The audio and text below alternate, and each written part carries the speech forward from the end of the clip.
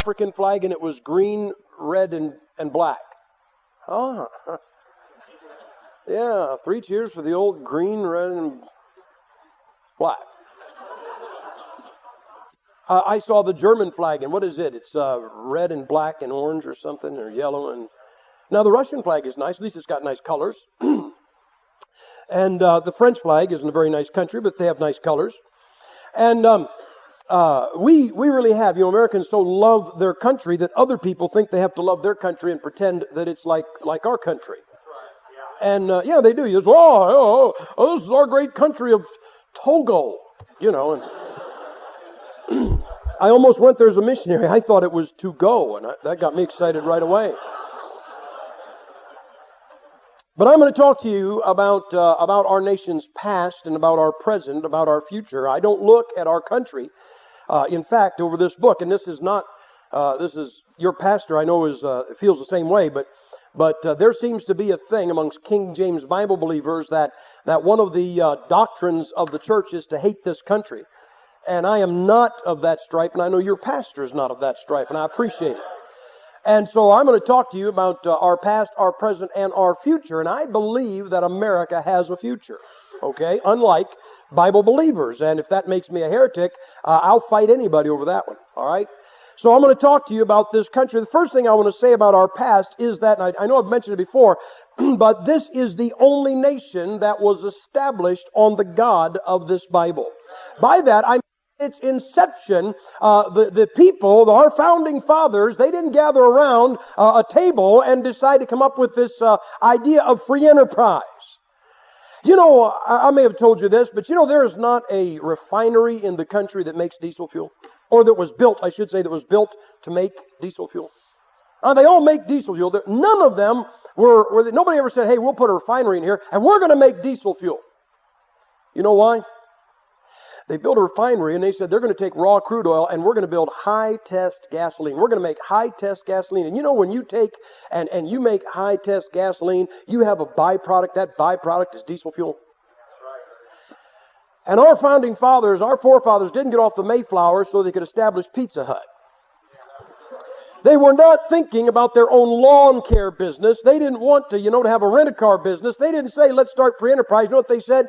They said, we're going to found a nation on this Bible. And when you found a nation on this Bible, listen, this book is the source of liberty. And free enterprise is a byproduct of any nation that is founded on this book.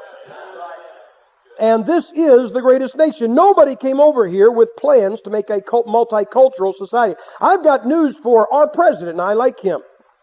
And he got conned because, I've often said that Democrats are crooked and Republicans are cowards. A Democrat would steal the food off your table and put you in jail for disagreeing with it.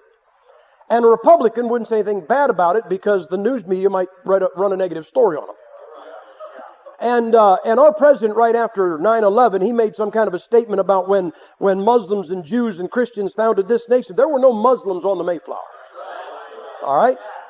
This was never founded to be a multicultural society. Yes, anybody is welcome here, but what you're supposed to do is when you get here, you get off of the boat and you pick that scab off your forehead and you get down on your knees and you trust Jesus Christ as your personal Savior. And this nation, unlike any other nation in history, chose the God of this book at its inception. No, I still think that Israel is a special nation with God. I am not, look, there are so many promises in this book that I can claim I don't have to pick Israel's pocket.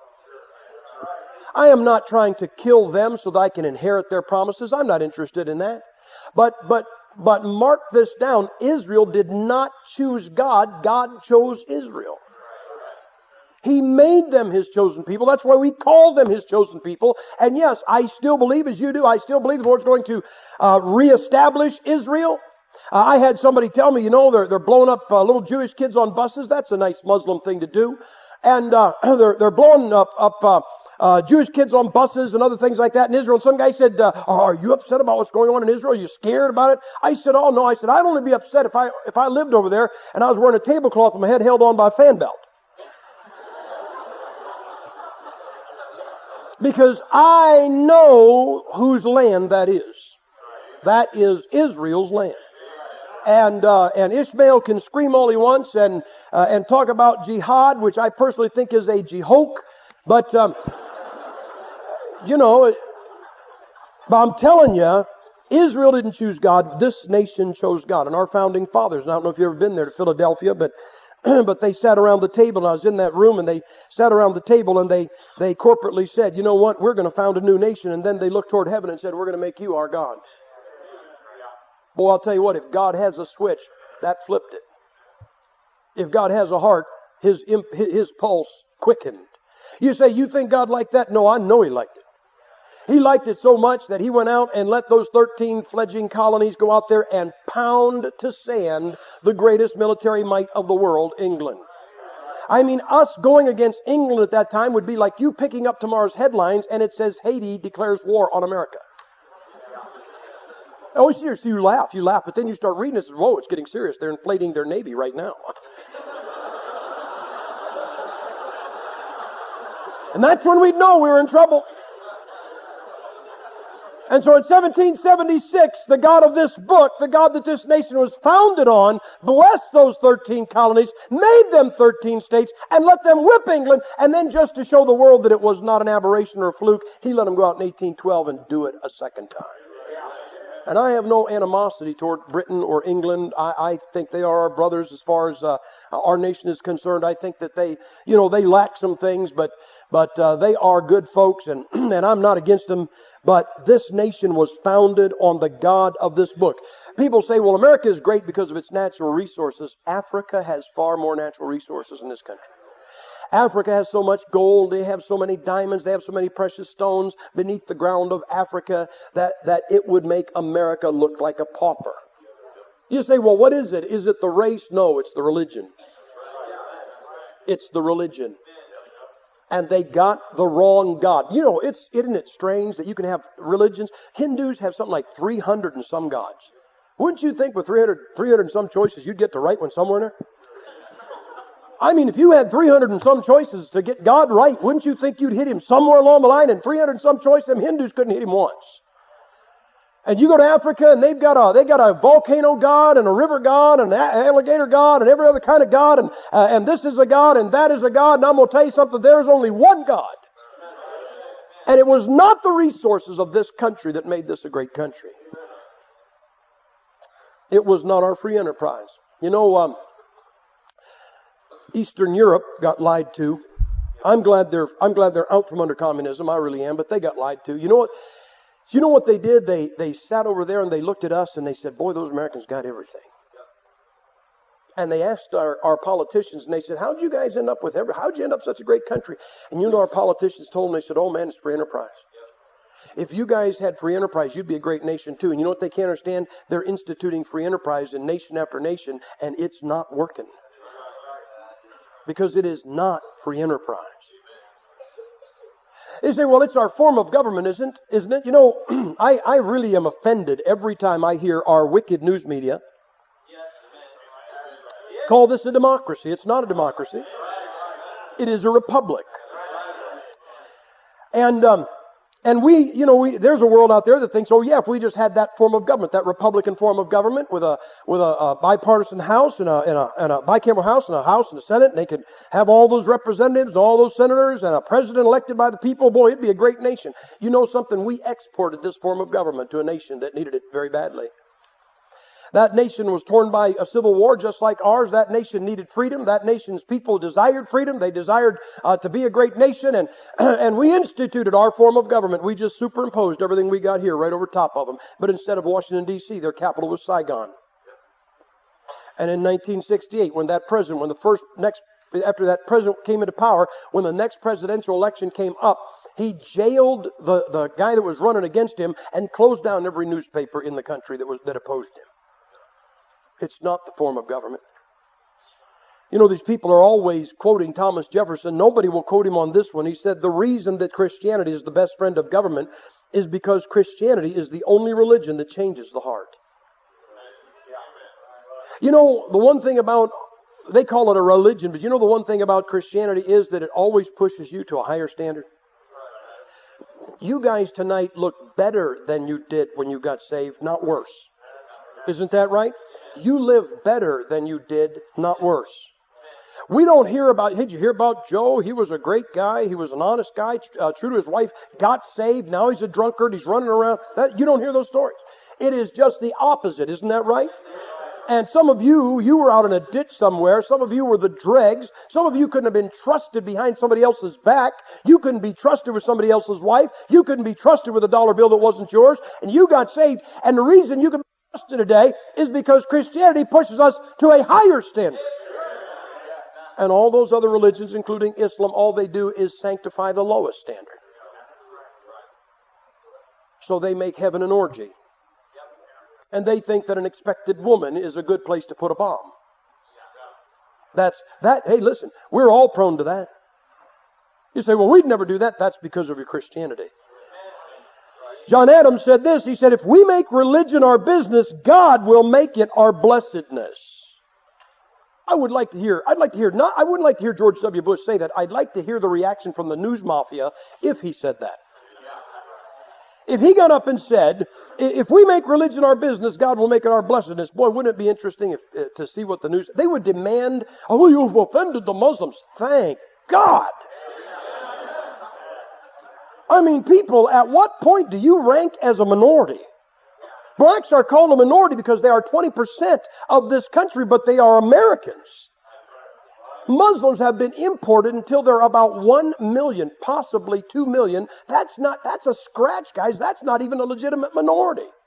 So he says, well, you're offending them. Well, they need to be offended. They really do. They just come over here and put the tablecloth on the table and become a Christian.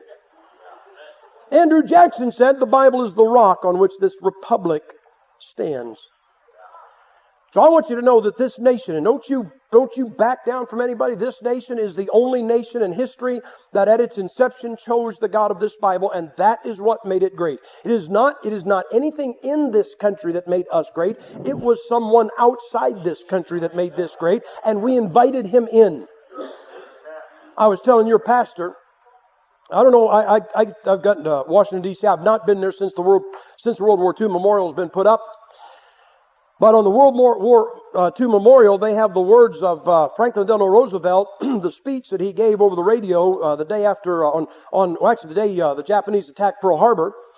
And he ended that speech with these words, "So help us God," and those words are not on that memorial.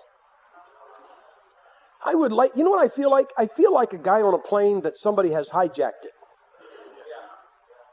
I mean, most of the people liked where the plane was going, and it was our plane, but one or two terrorists got up in the cabin, and they have hijacked it, and they've changed the complete direction of it. And they get rid of God, and they don't want one nation under God and our pledge.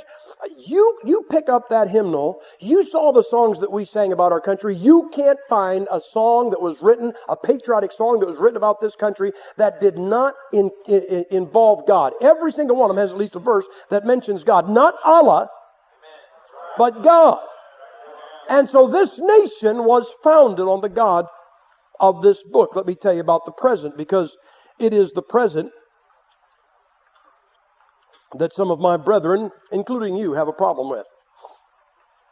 I've never seen a people so quick to surrender as Bible believers. I mean, we are so quick. Well, they're winning. Well, they got it. Well, it's against the law to pray in public school. You know, it's not against the law to pray in public school. And if they made a law that said it was a law, it was against the law to pray in public school, you know that law would violate our Constitution, and our Constitution would supersede that state law. So it can never be impossible, or can never be against the law to pray in a public school to our God. But here's what happens. See, you don't think, you just watch TV, and so they go, well, somebody prayed in a school, and that's against the law. And you all go, well, against the law. I was with David Gibbs last week. He said in North Carolina, some reprobate judge, one of the things in their state constitution is that when they open a court, they say, God, what does he say? God grace this. God, say it again. God save this honorable court. That's what he says. And this reprobate judge didn't like God, so he said, you'll not say that anymore, and if anybody says it, you'll be thrown out. And that was overthrown and reinstituted, and the ungodly judge lost. You know where I saw that story on CNN? It was in that little part there that runs along the bottom. They wouldn't make it a story. This nation, let me tell you about this nation. This nation still stands by Israel. I know that we have crawled at it a few times. I know that we have not been the friend to Israel that we should be. I wouldn't sell a bullet to an Arab. We have given some of those Arab nations, we have given them some first-line fighters and tanks and things like that. I'm going to tell you, I would give the Jews every bomb and every bullet they want. I really would. But in spite of that, we still stand by Israel. And our president still stands by the nation of Israel. And that is imperative to the blessing of God on this nation, that this nation always stand by Israel. And this nation still does. I'll tell you something else. And you won't believe this because you only have a TV. This nation is still taking a stand against homosexuality. Since that, what is it, 7 reprobate guys there? 9? Yeah, but I don't think all of them even voted for it. Those guys in Massachusetts. I think it was those guys that said, queers could get married in their state. And since then, state after state after state have been passing laws forbidding same-sex marriage. Virginia just passed one. I mean, just 2 or 3 days ago. You know where I saw it? On CNN? That little line is right across the line. You know what CNN ought to be saying? Homosexuals lost another great battle today.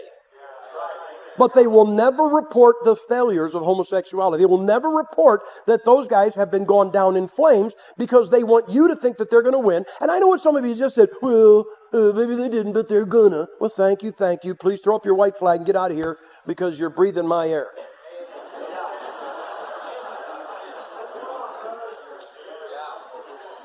This nation is still standing against homosexuality. And the reason that is important is because all nations have sin in them, and ours is just the same. But homosexuality is the last sin that a nation embraces before God judges it. And I know what you think. You think, well, they're all out of the closet. They're only out of the closet to show up in front of a TV camera.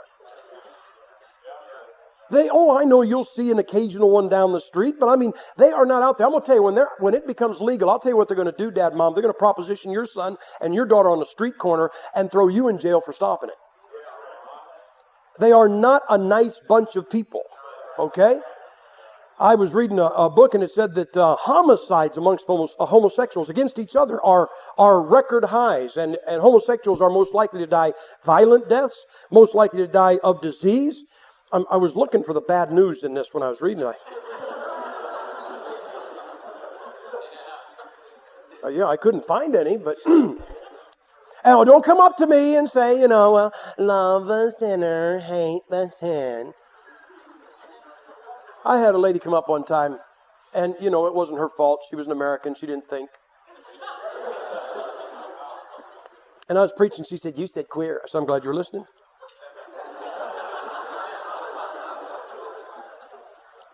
I said, well, they're not gay. If you ever saw 2 in action, gay would not come to mind. Sick would come to mind. Perverted would come to mind. Abnormal would come to mind. Queer would come to mind. And she said, well, we're supposed to have grace with them. I said, really? I said, okay, let me ask you a question. I said, which is worse? Saying the word queer or being one? She said, well, being one. I said, and you think we should have grace with them? She said, yes. I said, then I demand the same grace for just saying the word. Use that. Bludgeon people with that. That woman just went.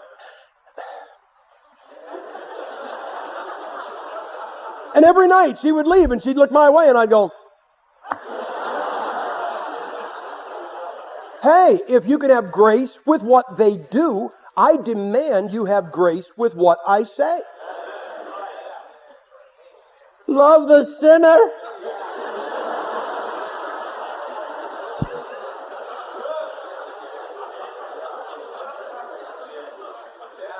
This nation still votes right, believe it or not.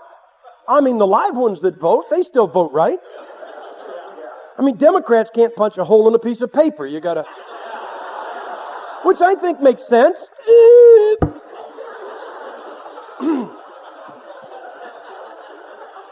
And then you give them a computer? They can train monkeys to punch holes in paper, you know that? Give a monkey a computer, you know what you'll have? A monkey with a computer, that's what you'll have. And this nation still votes right.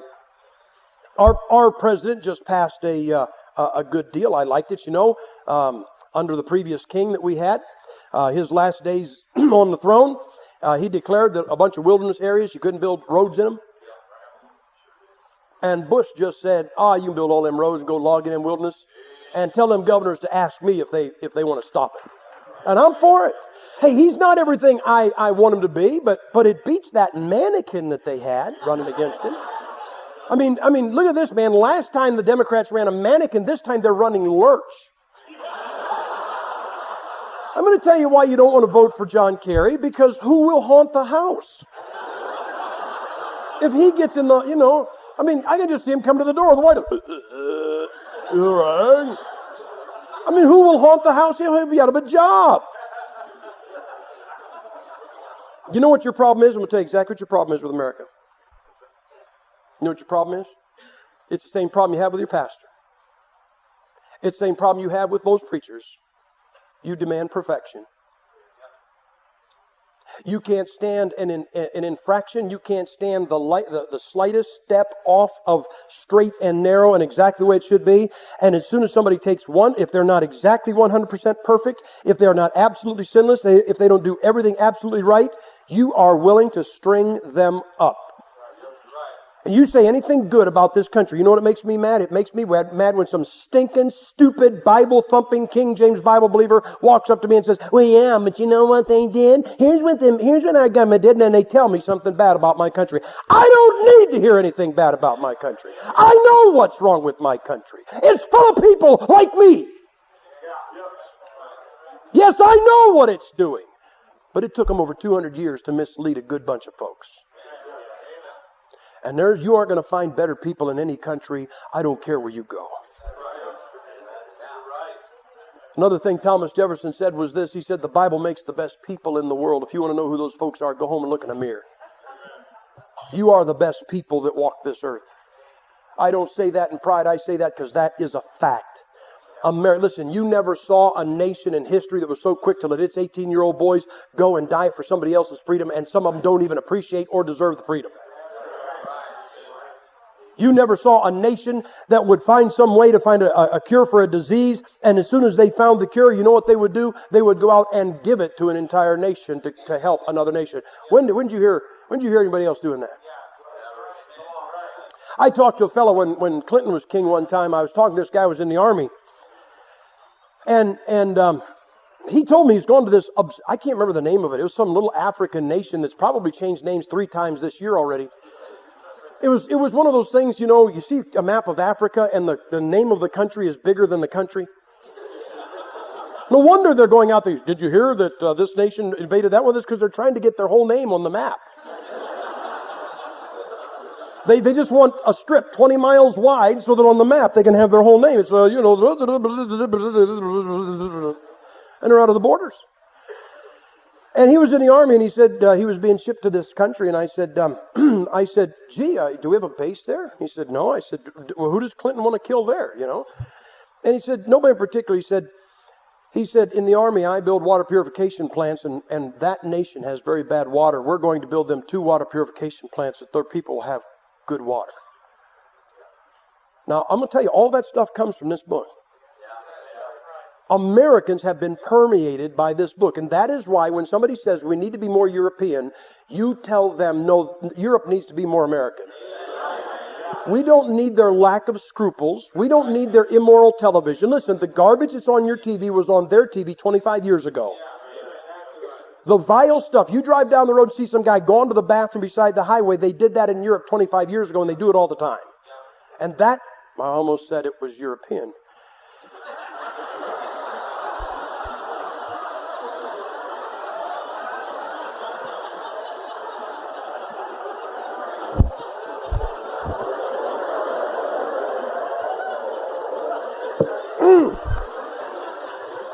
Moving right along.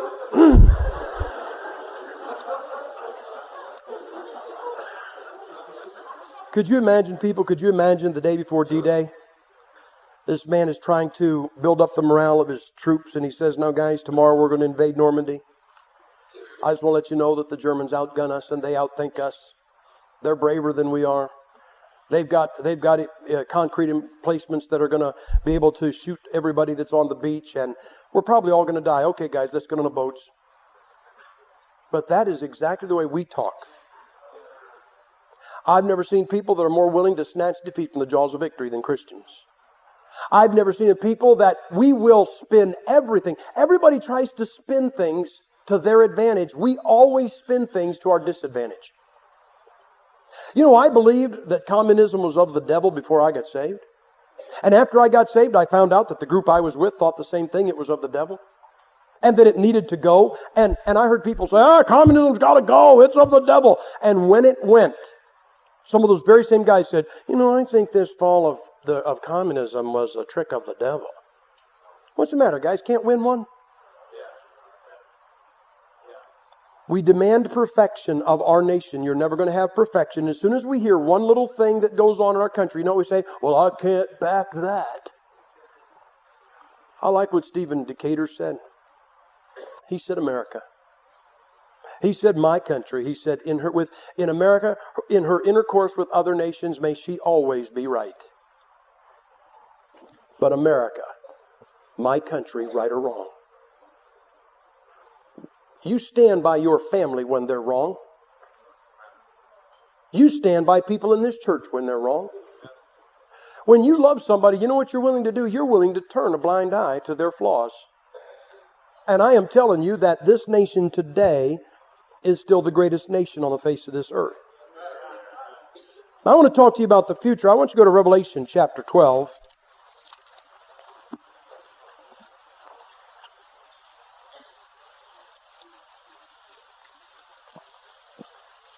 You know, I have heard, since the day I got saved, I think, I have heard more eulogies and more funeral services for this nation by Bible believers. I mean, I have heard that God is done with America and America, it's all over and we may as well give up and it's not worth fighting for and it's not worth trying. And I just don't mind that, but I wish you'd haul down the American flag when they're doing that, because they wave this thing like they care about it. And they don't. And then you get the the amateur Bible student that likes to walk around going, "Well, you know, I don't find America in my Bible." Well, right there. I mean, I'm going to change what I believe because of what you can't find in your Bible. You probably can't find the book of concordance in your Bible. And guys, let me tell you this. This happened. It was 1947. It was in Texas City, Texas. I've preached in Texas City, Texas. That's near Galveston. And in Texas City, Texas, there was a Liberty ship called the Grand Camp. The Grand Camp. And 1947, that thing was carrying fertilizer, and it caught fire, and it was in the harbor of Texas City, Texas. And firemen went down there, and they were trying to put that thing out, and that ship exploded. It literally was vaporized. The people that were fighting that fire literally ceased to exist. They didn't find burned bodies; they just found powder.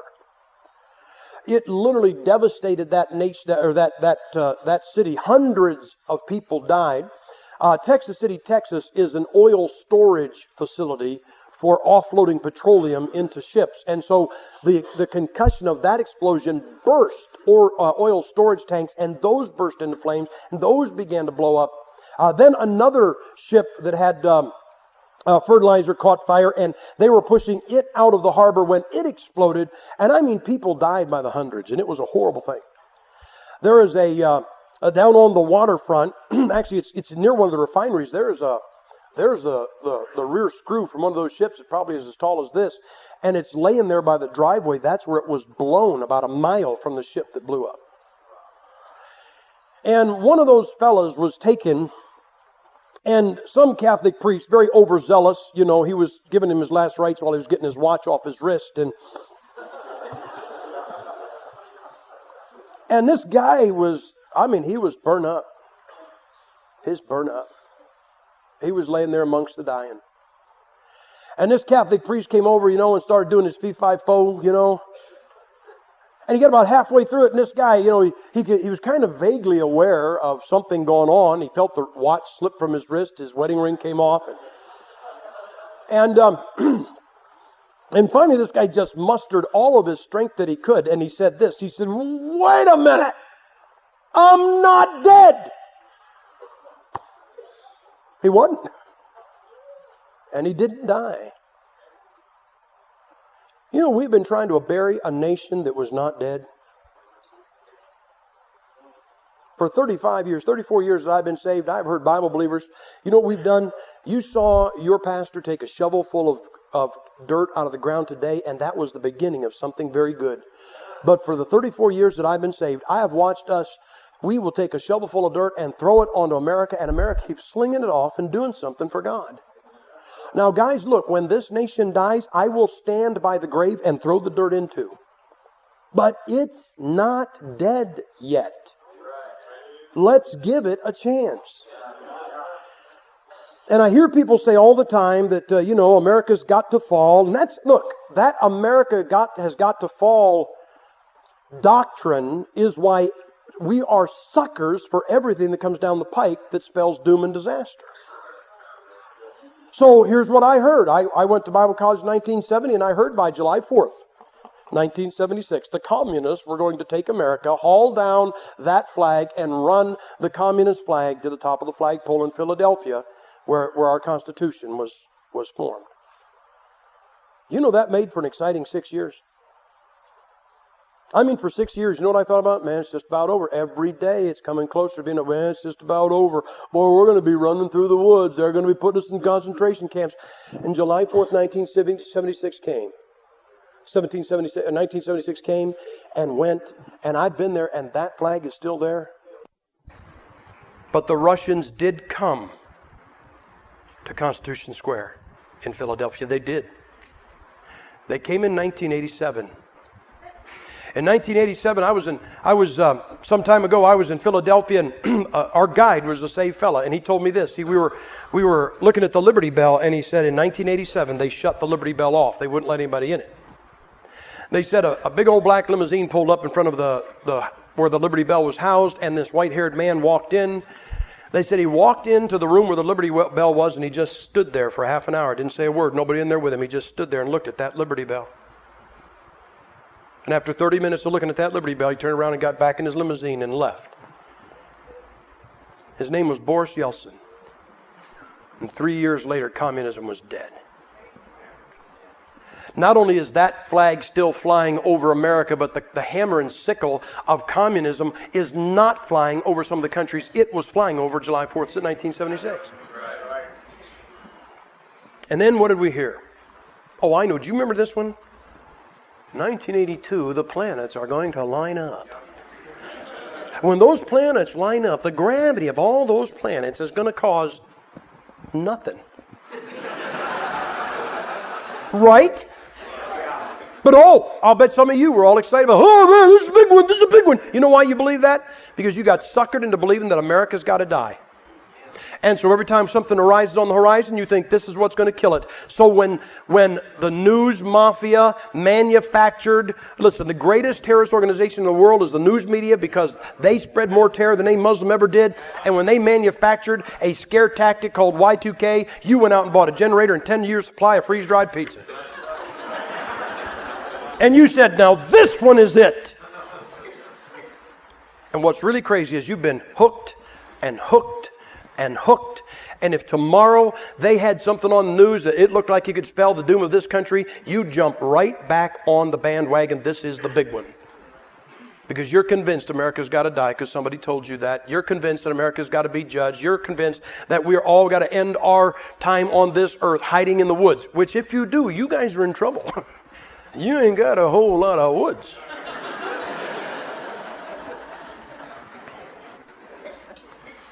Somebody said, I never saw America in the Bible. Your pastor helped me with that. He said, well, I find a judgment of nations. And those sheep nations are the nations that blessed Israel. I got news for you. When nations are judged, I'd rather live here than France. I'd rather live here than Germany.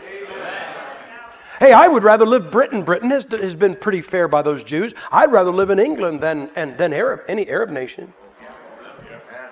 I don't know if America's not necessarily in the Bible, but let me show you something.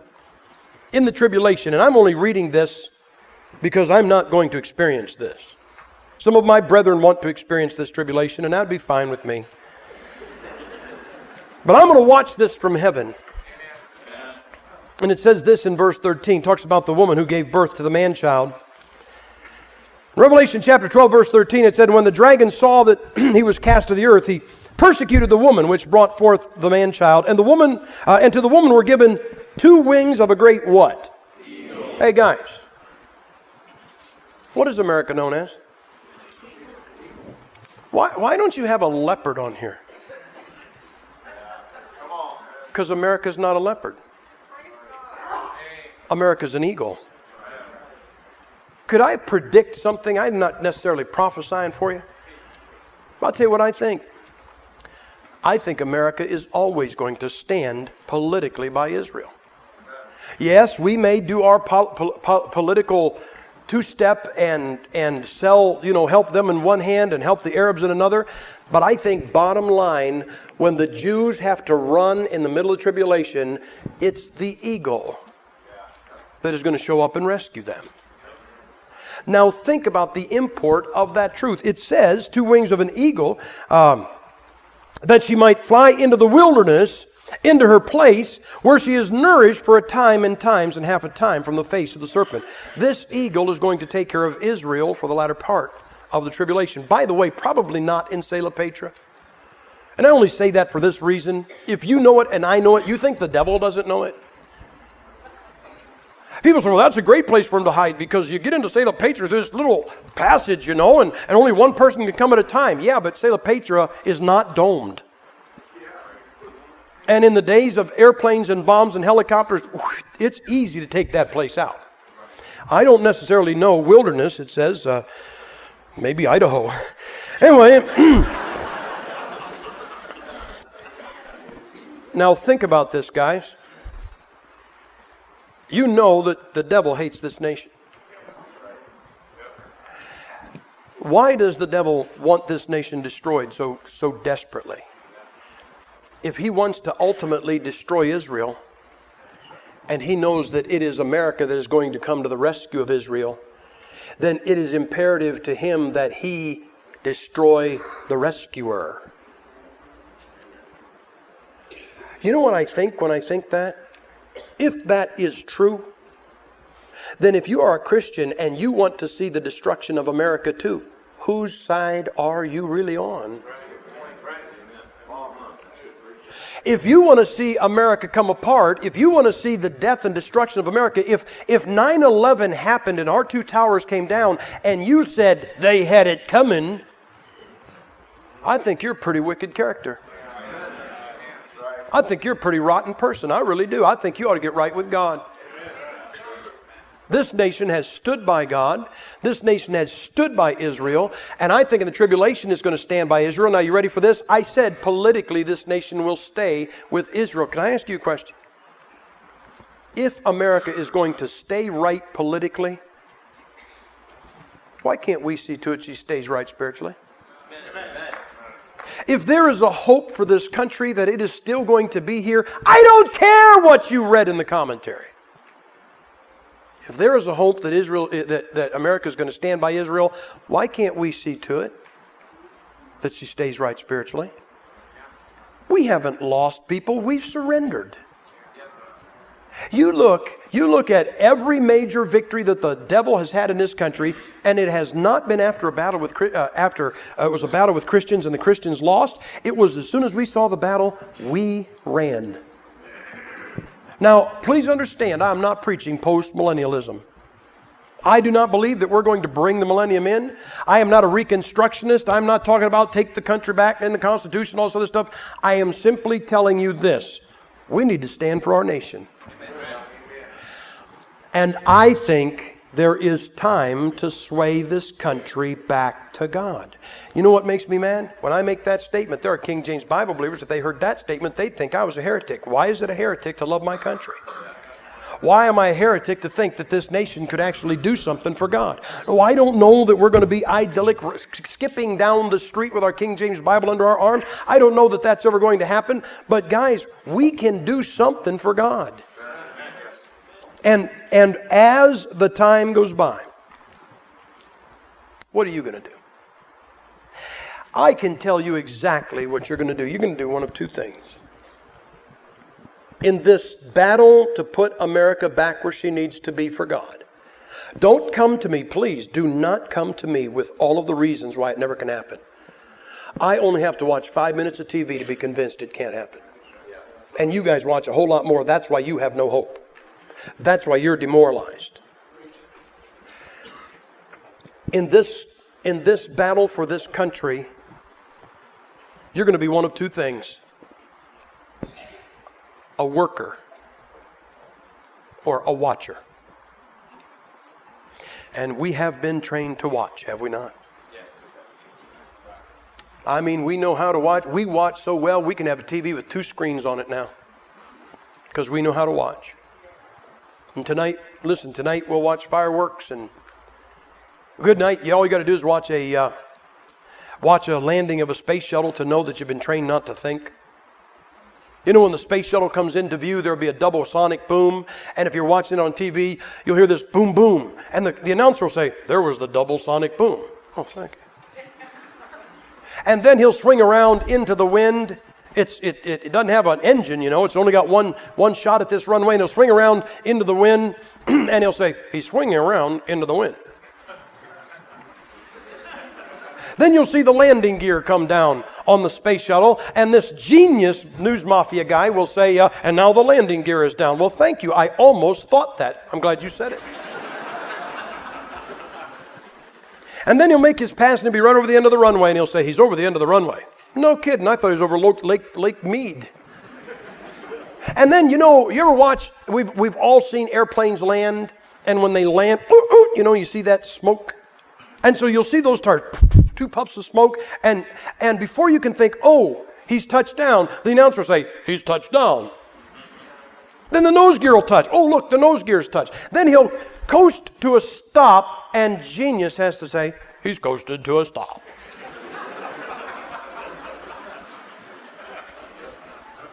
And you never had to think one time. They told you everything. So then they get on the news and they tell you something else and you can't help but go along with it. Maybe you ought not to believe that stuff. You are going to be a worker or you are going to be a watcher.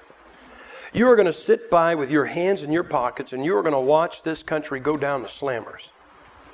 Or you're going to be a worker trying to do something to wrestle it back. You know what you don't understand? What you don't understand is that the devil's plan has had more drawbacks and more bad days and more things mess it up and throw its timetable off than God's plan ever has. But we have ascribed victory at every opportunity that the devil's ever had. Let me tell you what a fellow said one time. This was Edward Everett Hale. He said this, and I want you to think about it. He said, I am only one. Well, isn't that you? Right? I am only one. But I am one. I can't do everything. But I can do something. And what I can do, I ought to do. And what I ought to do, by the grace of God, I shall do. I don't know how my life is going to end, but I know what I'm going to be doing when it ends. I'm going to be doing everything I can to steer this nation back to God. I want to be a worker. I am only one, and I can't do everything, but I am one, and I can do something. And I am going to do, by the grace of God, everything I can do. What are you going to do? I'd like you to stand with your heads bowed.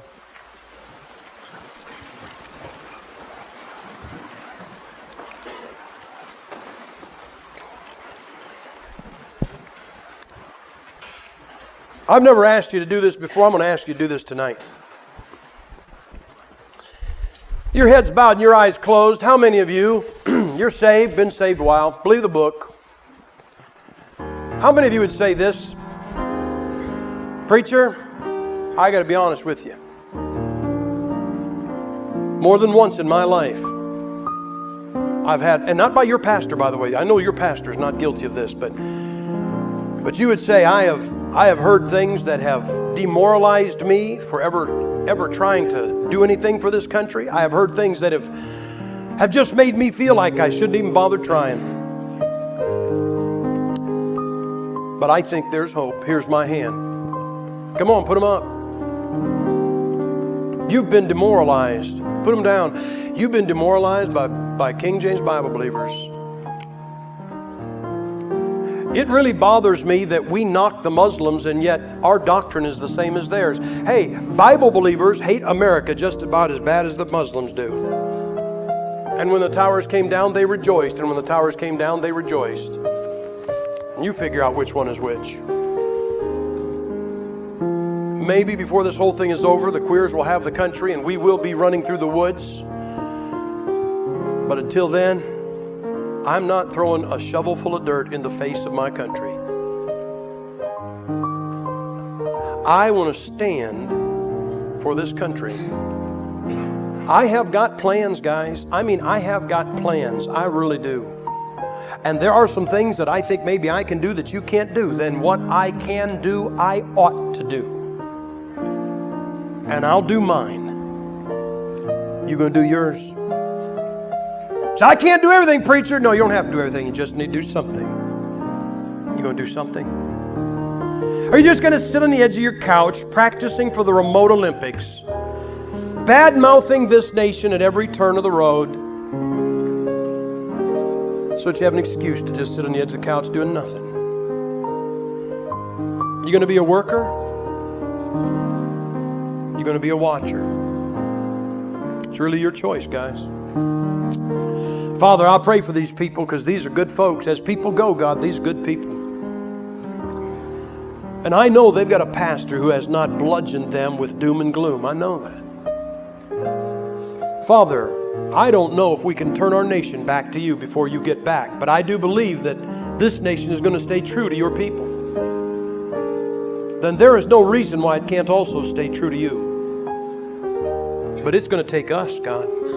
We can't ask you to do it because you put us here to do it.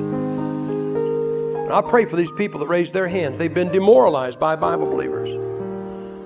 They've been shamed because they love their country.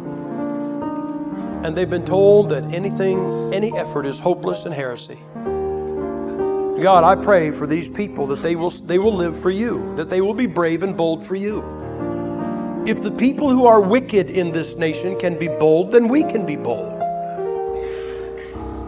If they can do things not caring that we will dislike them, then we can do things not caring that they will dislike us. And they're afraid of us, God, far more than we are afraid of them.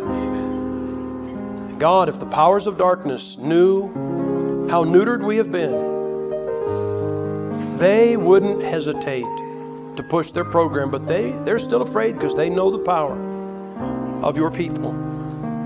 And all I ask tonight, God, is that everybody that can do something will do that something to your glory in this country. In Jesus Christ's name we pray. Amen. Maybe you need to resolve yourself tonight to get off the couch and be disliked by somebody that doesn't like your country. Okay? And don't be intimidated into doing nothing. Preacher.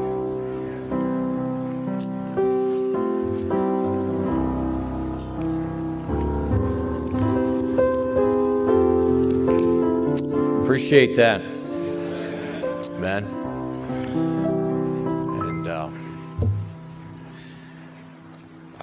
And Brother Gipp and I have had this discussion many times before. I've never been able to figure out why a Christian would believe or want to believe that God was done with America. Maybe it's laziness. There is a doctrine or a theology of defeat, and that excuses you from doing nothing.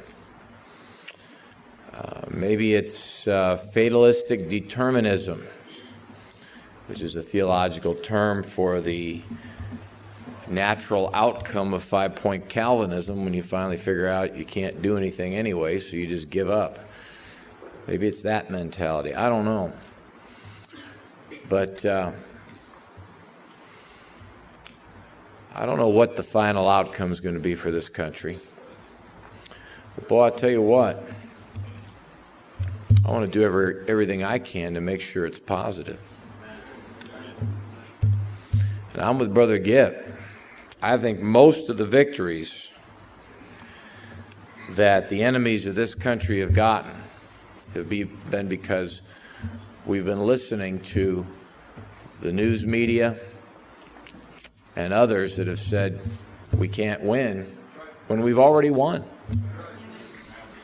And most of the victories the other side has gotten has just been because they've been handed to them. They have no legitimate claim to them.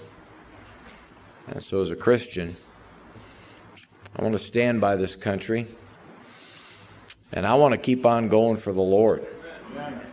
I'll tell you another lie that runs parallel with that one and virtually hand in hand with the one that Brother Gipp talked about was this one. Well, you know, we're in the last days, and it's days of apostasy, and really can't get much done. And so that's why, you know, our church is 3 old codgers and a draft dodger. And we've been that way for 20 years, and we're just hanging in there for Jesus. And I'm sure God will be very proud of us when we get to the judgment and take our pound and unravel it out of the napkin and hand it back to Him. And I preach against that across this country. And that's one of the reasons we started a pastor school, is to encourage some other churches that they can grow and they can have victory and they can be blessed. And a lot of the defeat is being experienced because people just don't believe it can be done. And it can, and it should. And I don't know. You know, it's like Brother Gipp said, we've talked about this before, but there's going to be some sheep nations. The last time I checked, there's only 2 countries of any consequence, even remotely standing with Israel. Us for sure, and you can make somewhat of a case for England, unless there's some banana republic out there that I don't know about.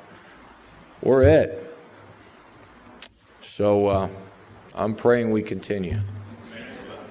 I believe that's a hope that we have. That's a hope we should pass on to our children. You know, the public school system, public education, and the media has done a lot to try to make your kids think that this country was founded on an evil premise and goes around doing evil. It's up to you to make sure they know otherwise. This is the greatest nation in the world. This does have the best people. This does have the best leadership. And it is the most benevolent nation on the face of the earth, bar none. And so until the other ones catch up to us, my natural response to someone criticizing this country is to want to make a fist and splatter their nose all over their face.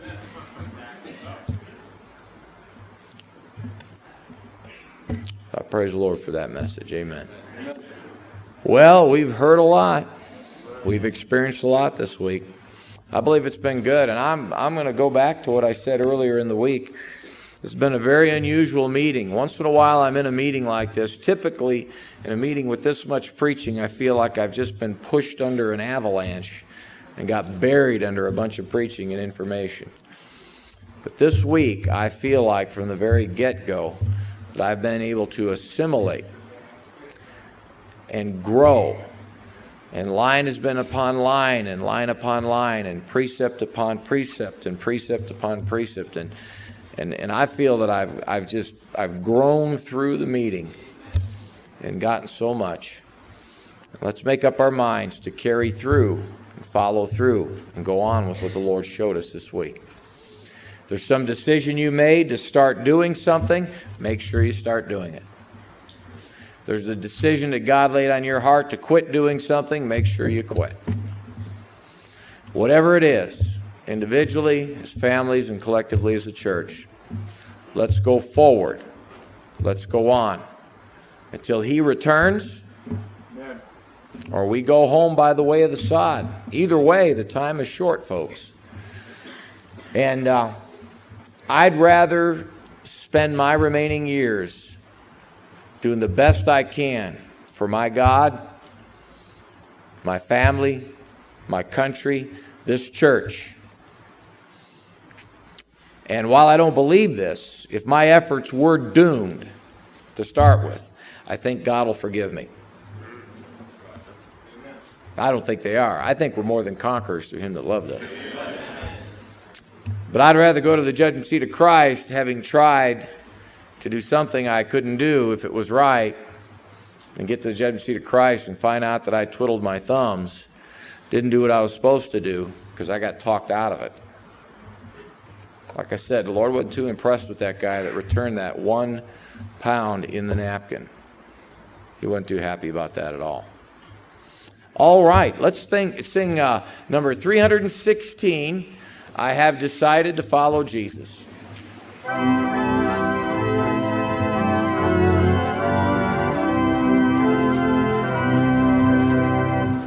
I have decided to follow Jesus. I have decided to follow Jesus. I have decided to follow Jesus.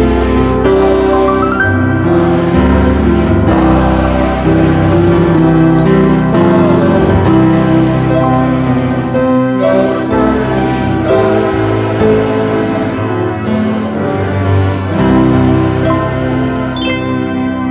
Though none go with me, still I will follow.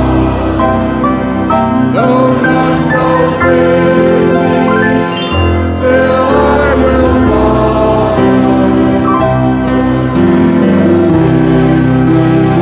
Still I will follow.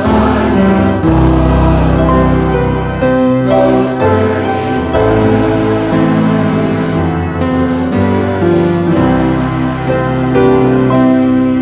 the world behind me, the cross before. The world behind me,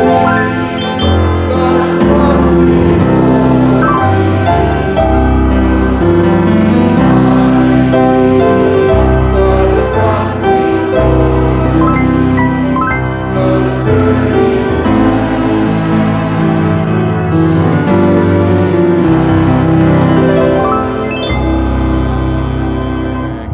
All right, you're certainly welcome to stick around if you want to participate in the various activities. If you've got any questions about that, see Brother Garcia. There are some sheets out at the Information Center. Some of you may want to go home and get yourself ready and come back and watch the fireworks. I know a lot of folk do that. Some of you will probably just want to go home. God bless you as you're dismissed. Let me also mention one more time, please supervise your children. We do need to get our belongings out of the auditorium. The auditorium will be locked down. But keep an eye on your kids. Don't let them run wild. We want them to have a good time. We don't want anybody hurt. We don't want to lose track of them. And as I mentioned before, no fireworks, please. And leave Fifi at home. Or Fido. Or whoever. Okay? God bless you. You are dismissed.